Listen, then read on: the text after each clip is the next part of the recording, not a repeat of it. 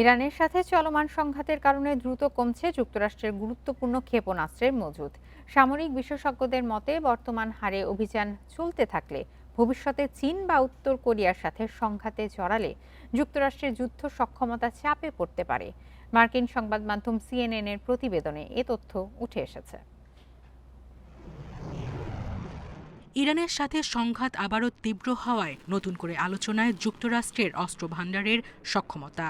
কয়েক মাসের টানা সামরিক অভিযানে দেশটির গুরুত্বপূর্ণ ক্ষেপণাস্ত্রের মজুত উল্লেখযোগ্য হারে কমে গেছে বলে জানিয়েছেন প্রতিরক্ষা বিশ্লেষকরা।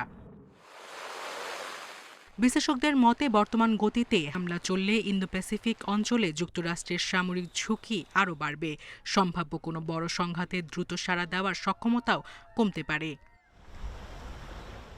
Think tank centre for strategic and international studies CSIS এর বিশ্লেষণ বলছে এপ্রিল পর্যন্ত যুক্তরাষ্ট্র তাদের হাতে থাকা মোট থার্ড ইন্টারসেপ্টর এবং প্যাট্রিয়ট ইন্টারসেপ্টরের প্রায় অর্ধেক এবং টমাহক ক্ষেপণাস্ত্রের প্রায় 30% ব্যবহার করেছে। তবে সেই হারে অস্ত্র ভান্ডারে যুক্ত হচ্ছে না নতুন ক্ষেপণাস্ত্র। বিশেষজ্ঞদের মতে বর্তমানে প্রতি মাসে মাত্র 15টি টমাহক ও 20টি প্যাট্রিয়ট ক্ষেপণাস্ত্র সরবরাহ করা হচ্ছে। চলতি বছরে নতুন কোনো থার্ড ইন্টারসেপ্টর সরবরাহের সম্ভাবনাও নেই। ফলে যুক্তরাষ্ট্রের অস্ত্রের মজুত ইরান যুদ্ধের আগের অবস্থায় ফেরাতে 3 বছরের বেশি লাগতে পারে। অন্যদিকে নতুন অস্ত্র উৎপাদনের অর্থায়ন নিয়েও চাপে ট্রাম্প প্রশাসন। প্রতিরক্ষা উৎপাদন বাড়াতে ডিফেন্স প্রোডাকশন অ্যাক্ট কার্যকরের উদ্যোগ নেওয়া হলেও এর সুফল পেতে সময় লাগবে বলছেন বিশ্লেষকরা।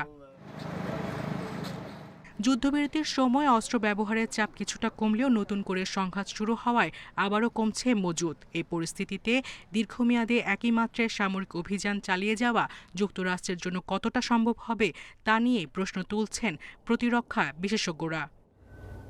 সায়রা খান, ইন্ডিপেন্ডেন্ট নিউজ।